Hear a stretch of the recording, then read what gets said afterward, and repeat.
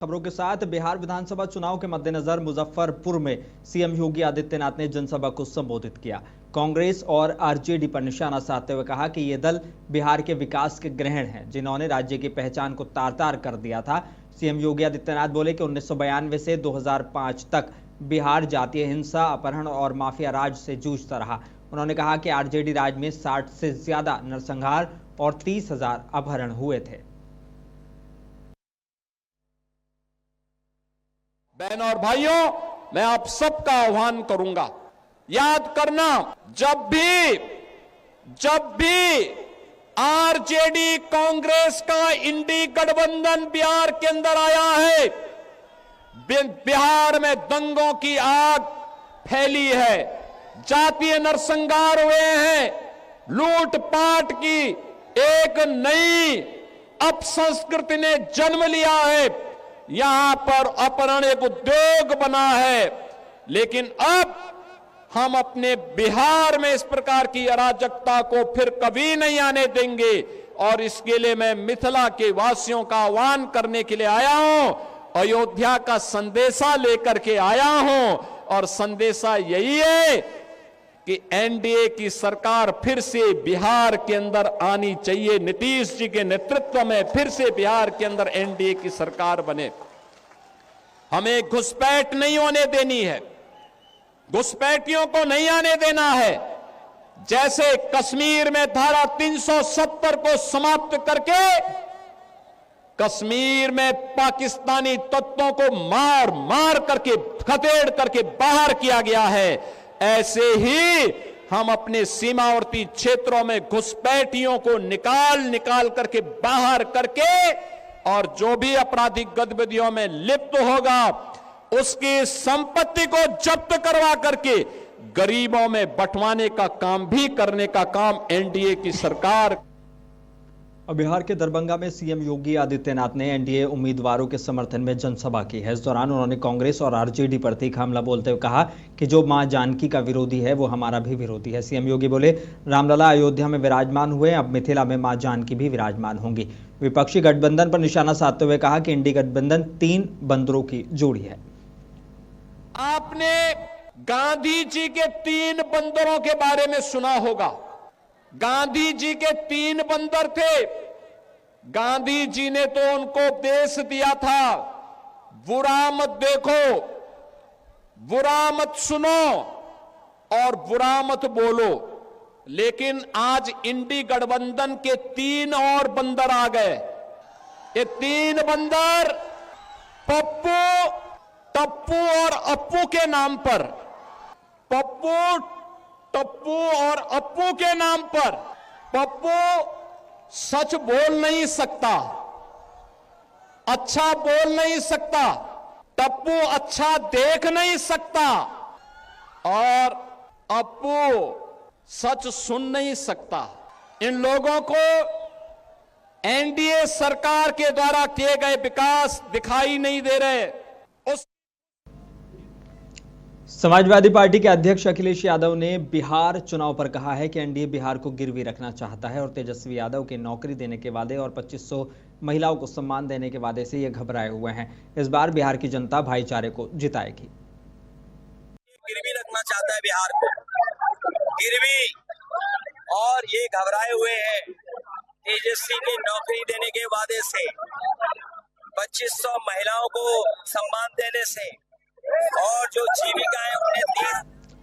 उन्नाव से बड़ी खबर है। चंडीगढ़ यूनिवर्सिटी के कैंपस टैंक लॉन्च कार्यक्रम में पहुंचे उद्योग विकास मंत्री नंदगोपाल गुप्ता नंदी ने शुभारंभ करते हुए विपक्ष पर तीखा हमला किया है। अखिलेश यादव पर तंज कसते हुए कहा कि बेगानी की शादी में अब्दुल्ला दीवाना टाइप बयानबाजी कर रहे हैं। नंदी ने पीएम मोदी के नेतृत्व में भारत की तरक्की, स्टार्टअप इंडिया और की कामयाबी और तकनीकी नवाचार की भूमिका की सराहना की। उन्होंने कहा कि डबल इंजन की सरकार में उत्तर प्रदेश का भविष्य सुरक्षित है।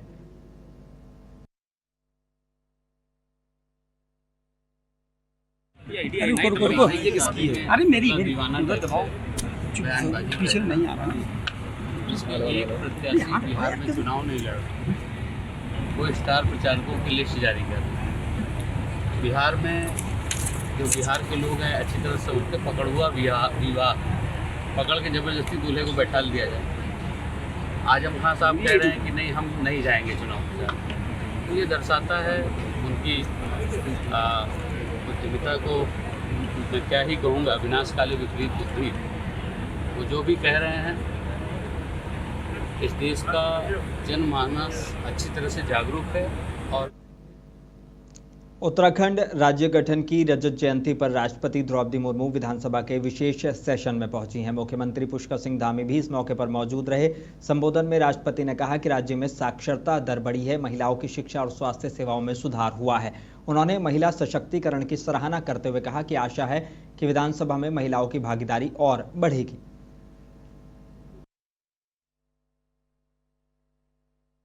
पर राज्य ने ह्यूमन डेवलपमेंट इंडिसेज के कई मानकों पर सुधार हुआ है। मुझे ये जानकर प्रसन्नता हुई है कि राज्यों में साक्षरता बढ़ी है, महिलाओं की शिक्षा में विस्तार हुआ है, मातृ एवं शिशु मृत्यु दर भी कमी आई है तथा स्वास्थ्य सेवाओं को सुलभ बनाने में प्रयास किए जा रहे हैं। महिला सशक्तिकरण की दिशा में किए जा रहे प्रयासों की मैं विशेष सराहना करती हूँ। महिला सशक्तिकरण के प्रयासों से सुशीला बोलूनी, विजेंद्र पाल, गौरा देवी, राधा भट्ट और वंदना कटारिया जैसे असाधारण महिलाएं की गौरवशाली परंपरा आगे। उत्तराखंड के मुख्यमंत्री पुष्कर सिंह धामी ने वन अनुसंधान संस्थान में तैयारियों की समीक्षा की है, जहां 9 नवंबर को प्रधानमंत्री नरेंद्र मोदी राज्य स्थापना दिवस के रजत जयंती समारोह में शामिल होंगे। सीएम धामी ने कहा कि ये 25 साल के विकास की उपलब्धियों का उत्सव है। राष्ट्रपति आज विशेष सत्र में शामिल हुई है और 9 नवंबर को प्रधानमंत्री के स्वागत को लेकर लोगों में उत्साह है।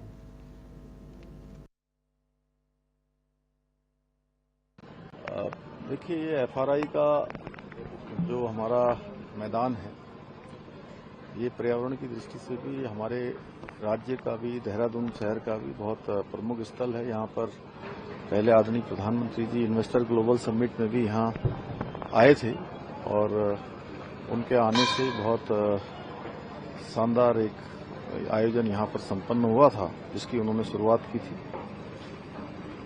इस वर्ष हमारे राज्य की स्थापना के 25 वर्ष पूरे हो रहे हैं और रजत जयंती वर्ष के रूप में एक रजतोत्सव पूरे राज्य के अंदर हो रहा है।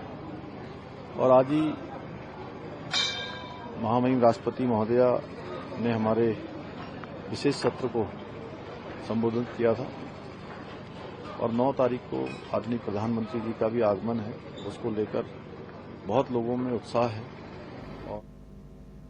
अमरोहा से बड़ी खबर है, गंगा तिगरी मेले में इस बार सपा विधायक समरपाल सिंह का गुस्सा फूट पड़ा। पूजन में निमंत्रण नहीं मिलने पर विधायक ने अगले दिन परिवार और समर्थकों के साथ खुद पूजा अर्चना की है। मेले की बदहाल व्यवस्था और अधिकारियों की मनमानी पर वो जमकर बरसे। बोले कि जहां भगवान शंकर को निमंत्रण नहीं मिला वो भी नहीं गए, हम भी उनके शिष्य हैं। प्रशासन पर कई गंभीर आरोप लगाए हैं।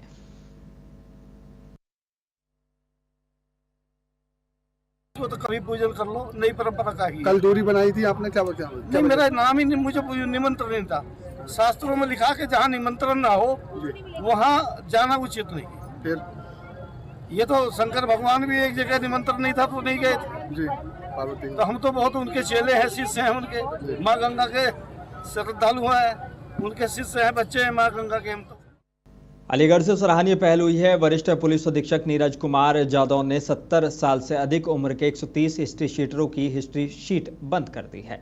70 से 90 साल तक के इन बुजुर्गों को समाज की मुख्य धारा में लौटने का मौका मिला है। पुलिस ने बताया कि इन पर वर्षों से कोई आपराधिक गतिविधि दर्ज नहीं थी। अब इन्हें थानों में मासिक हाजिरी नहीं देनी होगी। एसएसपी ने अपील की है कि अपराध से दूर रहें, समाज सुधार में पुलिस का साथ दें।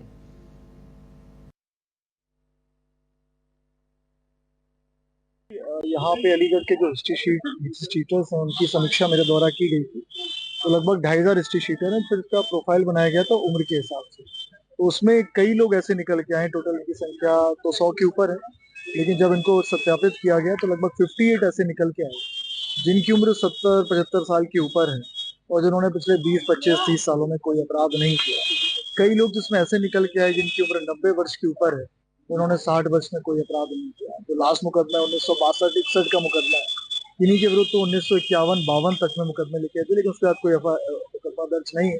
तो इनको आज बुलाया गया था और इनको बताया गया है कि इनकी निगरानी आज से बंद की जाती है, इनका कोई भी आपराधिक इतिहास नहीं है और काफी इनकी उम्र हो चुकी है। तो इस लिहाज दोनों को ध्यान में रखते हुए इनकी एचएस बंद की जाती है, इनकी निगरानी भी बंद की जाती है। बस इनसे मैं और अलीगढ़ से खबर है, सर सैयद ग्लोबल एकेडमी के तहत मुफ्ती अब्दुल कय्यूम की हयात और खिदमात पर ओल्ड बॉयज लॉज में एक खास जलसे का आयोजन किया गया। कार्यक्रम की अध्यक्षता पूर्व मेयर मोहम्मद फरहान ने की, जबकि मौलाना खालिद हमीद, शहर मुफ्ती अलीगढ़ और एएमयू के डॉक्टर राहत अबरार मुख्य अतिथि रहे। कार्यक्रम आयोजक इंजीनियर फिरोज अहमद और डॉक्टर कुंवर आरिफ अली खान ने कहा कि मुफ्ती अब्दुल कय्यूम ने अपनी जिंदगी दीन, शिक्षा और सामाजिक एकता को समर्पित की है। नई नस्ल को उनके खिदमात से वाकिफ कराना हमारी जिम्मेदारी है।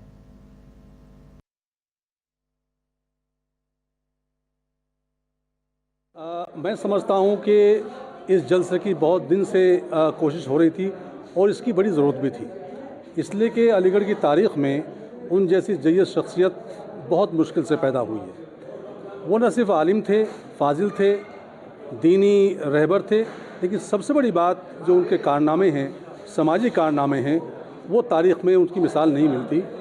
वो ऐसी शख्सियत थे जिनके बारे में हम सबको जानना चाहिए। अलीगढ़ के बड़े लोगों में शुमार था। ऐसे मुफ्ती थे जो इंसाफ भी करना जानते थे, सख्त होना भी जानते थे। आज उनकी याद में ये जलसा हुआ, बहुत कामयाब हुआ। ताइयों से बड़ी खबर है, शहर की दरगाह आलिया कादरिया पर 184वां सालाना उर्स कादरी 8 नवंबर से बड़े अदब, एहतराम और शान और शौकत के साथ शुरू होगा। खानका ने सभी तैयारियां पूरी कर ली हैं। नाज़िम उर्स हाफिज अब्दुल कय्यूम कादरी ने बताया कि उर्स का आगाज़ कुरान ख्वानी और तबर्रुकात शरीफ के जुलूस से होगा, जबकि कुल शरीफ 10 नवंबर को होगा। देश भर से हज़ारों ज़ायरीन के आने की उम्मीद है। खानका में ज़ायरीन के ठहरने और खाने की पूरी व्यवस्था की गई है।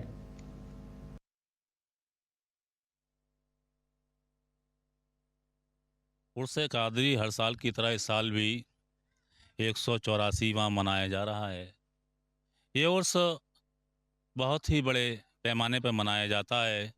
8 नवंबर, 9 नवंबर और 10 नवंबर को ये उर्स मुनक्किद होगा, यानी किया जाएगा। 8 तारीख को यहाँ सुबह तबरुकात शरीफ जो हैं, जिसमें नबी करीम सल्लल्लाहु अलैहि वसल्लम का मुँह मुबारक है, हुज़ूर गौसे आज़म के तबरुकात हैं, वो हज़रत साहिब सज्जादा दामद बरकात कुद्सिया के घर से दरगाह शरीफ लाए जाते हैं और उसके बाद यहाँ महफ़िल होती है। महफ़िल में हम्द और नात मनाक़िब पढ़े जाते हैं। उसके बाद सलातो सलाम और दुआ होती है। मगरिब के बाद हल्का ज़िक्र होता है और इशा के बाद फिर महफ़िल होती है। 9 तारीख को सुबह में महफ़िल होगी। महफ़िल के बाद तबरुकात जो हैं उसकी ज़ियारत कराई जाएगी और शाम को इशा के बाद कादरी मजीदी कॉन्फ्रेंस बहुत ही बड़े पैमाने पर होगी, जिसमें उलमा और सूफ़िया किराम हिंदुस्तान भर से तशरीफ़ लाते हैं। हमीरपुर से बड़ी खबर है, भारतीय किसान यूनियन राजनीतिक ने आज अपनी 10 सूत्रीय मांगों को लेकर डीएम को ज्ञापन सौंपा है। किसानों ने बिजली, पानी, खाद और अन्ना जानवरों से निजात की मांग उठाई है। संगठन ने कहा कि नहरों और माइनरों की सफाई कराई जाए ताकि सिंचाई में दिक्कत ना हो। साथ ही खाद की कालाबाजारी पर रोक लगाकर समय पर वितरण सुनिश्चित किया जाए। किसान यूनियन ने चेतावनी दी है कि अगर एक हफ्ते में समस्याओं का समाधान नहीं हुआ तो अनिश्चितकालीन धरना प्रदर्शन शुरू किया जाएगा। मामला कलेक्ट्रेट परिसर मुख्यालय हमीरपुर का बताया जा रहा है।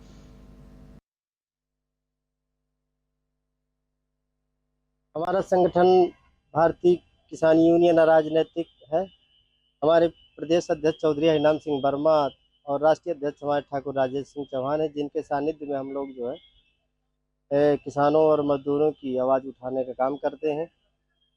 मेरा नाम शिवपूजन निषाद है, मैं ज़िले का नेतृत्व करता हूं, जिला अध्यक्ष हूं। आज हमारा बैठने का उद्देश्य है, विगत 3 वर्षों से जब से हमारी संगठन का गठन हुआ और अपने जनपद की जो मूल समस्याएं रही हैं, हम शासन तक प्रशासन को अवगत कराते रहे समय समय पर, लेकिन समस्याओं का समाधान नहीं हुआ। हमारी 10 बिंदुओं का आज ज्ञापन है। पहला ज्ञापन है कि हमारा किसान दिवस जो कुरारा केवीके में सुनिश्चित किया जाता है, वो जो है अब्दुल कलाम सभागार या विकास भवन में सुनिश्चित किया जाए। यहाँ का जो प्रशासन है किसानों से दूरी बना के चलता है, जिससे किसानों की जानकारियाँ, सरकार की योजनाओं की जानकारी न मिलने के कारण उनको लाभ नहीं मिल पाता।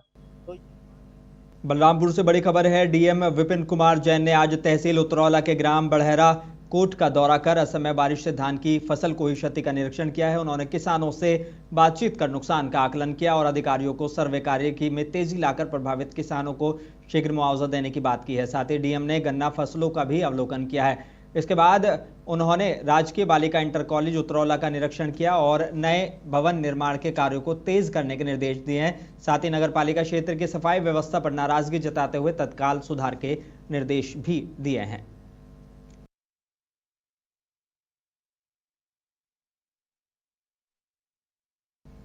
अमरोहा से बड़ी खबर है। तिगरी गंगा धाम में लगने वाला पश्चिम उत्तर प्रदेश का पौराणिक गंगा मेला इस बार कुंभ जैसी सुरक्षा में नहाएगा। डीएम निधि गुप्ता वत्स और एसपी अमित कुमार आनंद ने बताया कि जल से लेकर थल तक निगरानी के कड़े इंतजाम किए गए हैं। मेले में 4000 जवानों के साथ एटीएस और खुफिया एजेंसी तैनात है। ड्रोन और सीसीटीवी कैमरों से हर गतिविधि पर नजर रखी जा रही है। 5 नवंबर को कार्तिक पूर्णिमा स्नान के साथ मेला संपन्न होगा।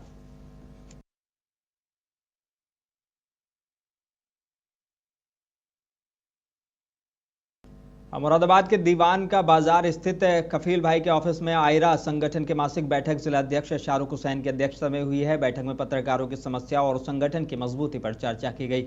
अध्यक्ष शाहरुख हुसैन ने कहा कि हर पत्रकार की आवाज बुलंद करना हमारा लक्ष्य है। किसी का उत्पीड़न बर्दाश्त नहीं किया जाएगा।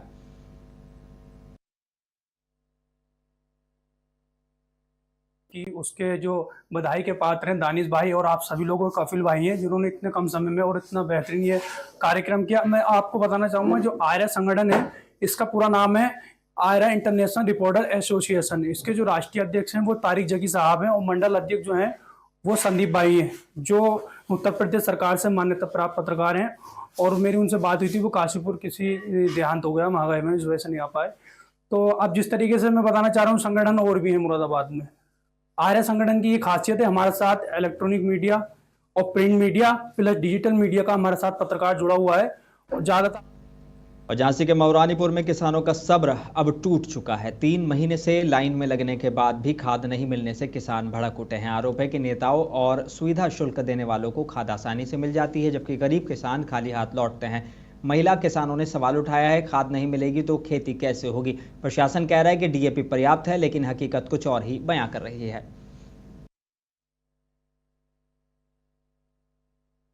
दादाजी क्या नाम है? खाद नहीं मिल रहा है, 15 दिन से फिर रहा है। नेतन को काम चल रहा है बिल्कुल। उनने पैसा दो 100 रुपया वही बरसों दे दी। सबको काम नेतन से चल रहा। हाँ, फोन पे जी को हमारा नंबर लगा वो कर जा तो कहाँ का नंबर कहाँ की चितावत की। क्या नाम है? बालाराम। कौन सा?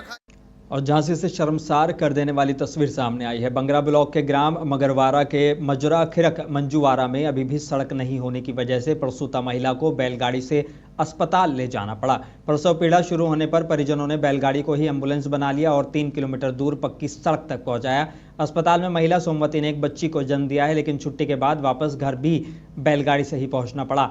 गांव के लोगों का कहना है कि सड़क के लिए कई बार गुहार लगाई गई, लेकिन आज तक किसी ने सुनवाई नहीं की है। ये तस्वीर प्रशासनिक दावों और ग्राम विकास योजनाओं की हकीकत बयान कर रही है।